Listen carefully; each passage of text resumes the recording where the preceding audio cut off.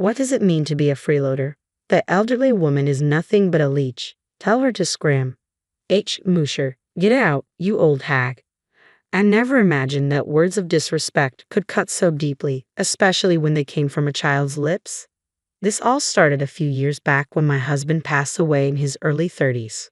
Right up until the end, he held my hand and whispered, "Aurea, I'm sorry. Find happiness." Sadly, achieving that happiness was a struggle. Part of the challenge stemmed from living with my mother. Around the time my husband died, my father also passed away unexpectedly. My mother, who resides in a remote area where a car is a necessity but lacks a driver's license, was worried. So, despite the longer commute to work, I opted to move in with her. In hindsight, that choice was a mistake. Initially, my mother suggested, "Let's cooperate and live together." But soon, she settled in sloppily, treating the sofa like her personal nest. Despite our initial agreement, she made no effort to help with chores. Whenever I brought it up, she'd retort, "You're the worst daughter, forcing an old woman to work. You're already a disgrace for coming back home." Her words cut deep, keeping me awake that night, deeply hurt. The next morning, I mustered courage and said, "Mom, if you dislike having me here so much, I can leave."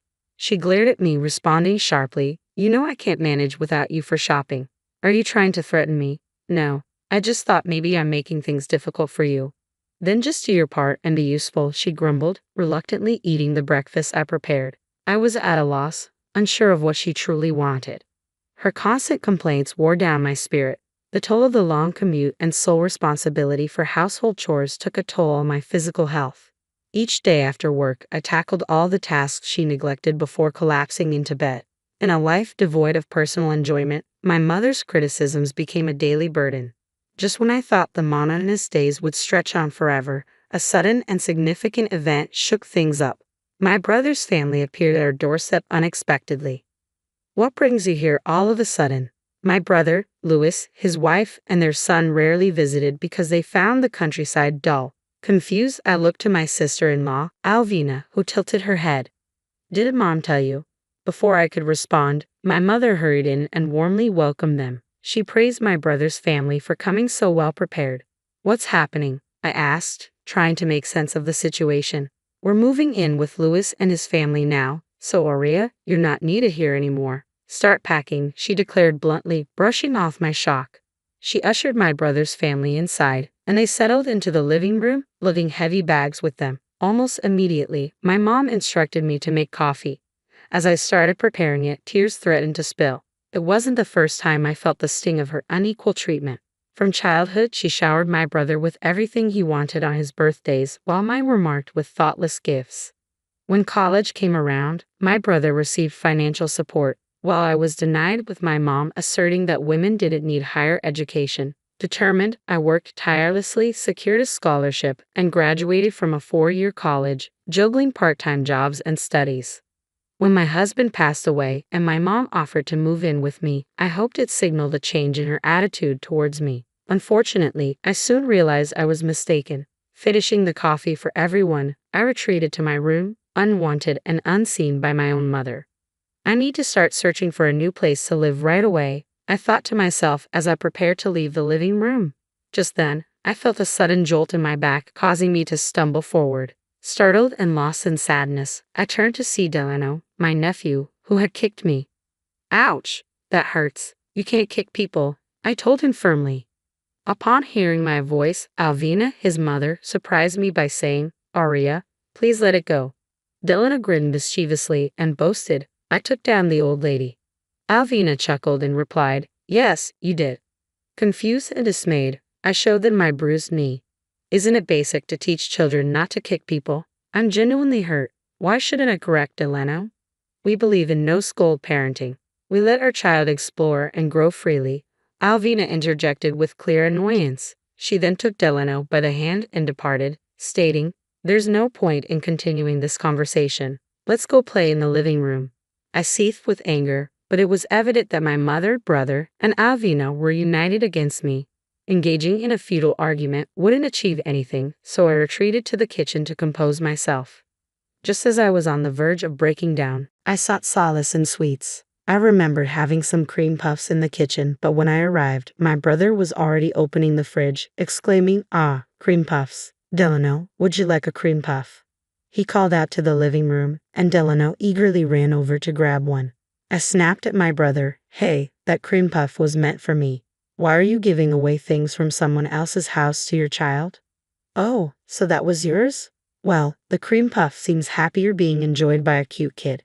Getting upset with a child? You're overreacting," my brother retorted casually.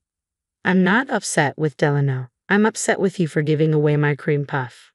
My raised voice must have carried because soon both my mom and Alvina entered the kitchen. "Aurea, enough already. Stop picking fights with your brother. Don't you have better things to do? When do you plan on leaving?" My mom interjected firmly. "Leave? You just told me to leave. I have nowhere to go today," I shot back. "Oh, poor dear. How about we let Aurea stay until she finds a new place?" Avena chimed in with false sympathy. Reluctantly, my mom agreed, saying, "Avena, you're so generous." I felt frustrated, knowing that arguing wouldn't solve anything, but I couldn't hold back my discontent. "What do you mean, support me? I contribute half of the living expenses in this house. Why am I treated like this?" I exclaimed. "You're still relying on your parents' support, right? Isn't the money from Dad's inheritance?" My brother presumed. "In reality, I cover all household expenses with my own salary," I clarified. "But my brother and his wife assume I'm living off our late father and mother, so arguing seems pointless." Delano, done with his cream puff, piped up, "What does support me mean?" With a smug smile, my brother pointed at me. "It means her. She's a loser who needs support. Tell her to leave, huh? Freeloader. Get out, old lady." I never expected the sting of a child's insult to cut so deeply. My sadness quickly boiled into rage. "I'll leave as soon as I find a new place, but I'm taking everything I brought with me." "That's all right with you, isn't it, big brother?" I retorted sharply. "Sure, go ahead," he replied, his tone mocking. My anger surged to new heights. In that moment, I vowed never to forgive them. Determined, I made plans and set a swift timeline to move out. On the day of my departure, as a final gesture of respect, I surprised my mom and brother's family with a vacation. They eagerly set off, unaware of what awaited them upon their return. I completed my move, imagining their astonished faces when they discovered my absence. Leaving behind a notebook in the living room, I departed for my new home with a renewed sense of independence. The next evening, my phone rang, and I answered to a frantic call from Alvina. "Aurea, what's going on? The house is empty. They must be in a panic. Everything from the fridge to the washing machine is gone." I had warned my brother that I would take everything I had bought, and I followed through. When I moved in, everything was old, so I replaced it all. My mom was aware of this. I could hear Alvina shouting at my mom, "Why didn't you stop, Aurea?" My mom's feeble response came back, "I never thought she'd actually go through with it." In the background, I could hear Delano crying. They were in more chaos than I had anticipated. Aurea claims she bought everything herself, but there's no proof. Didn't she use Dad's inheritance for all of it? My father didn't leave us any inheritance. You and my brother were gone right after the funeral, so you probably didn't know. There's no way you could have sent us that much money just from your pension, Alvina argued. Actually, that money came from me, I clarified. What? Alvina sounded astonished. I paid for everything. Check the notebook in the living room. The notebook contained receipts for every item I had purchased for the household. Alvina looked through it, clearly confused. What does this mean? I explained. I have more financial resources than you and my brother realize. I didn't receive any help with college tuition, which was frustrating, but I used that frustration as motivation. I worked hard during my job search and eventually secured a position at a top-tier company. Accustomed to hard work, I excelled in my role and am now the only woman among my peers on a fast track to promotion. My mom and brother never seemed interested in my work, so I never bothered to tell them, Alvina explained over the phone. Both my mom and brother appeared shaken, but I felt no obligation to prolong the conversation. Feel free to live your life without the burden of supporting me, I calmly stated before hanging up. That night, I slept peacefully in a quiet home for the first time in a while. It was truly serene, free from being kicked or hit by my nephew, and without anyone urging me to leave. A few days of tranquility passed. Then, unexpectedly, my mom and brother's family discovered where I lived and showed up at my door. When I asked through the doorbell, What do you want? My brother pleaded. Please return the appliances or lend us money to buy new ones. We're at our limit. I had assumed my brother could manage, but it turned out he had quit his job when they moved here. When I returned home, I had no rent to pay. They thought they could live off my mom's pension, what they assumed was my dad's inheritance. When I laughed at their foolishness, my brother became furious and started yelling. Ignoring him, I calmly called the police.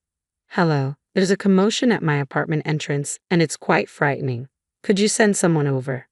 The police arrived within minutes, thanks to my proximity to a police station. The security in my new place was outstanding. Anticipating that my family might track me down, I had informed friends of my move and deliberately chosen an apartment close to a police station.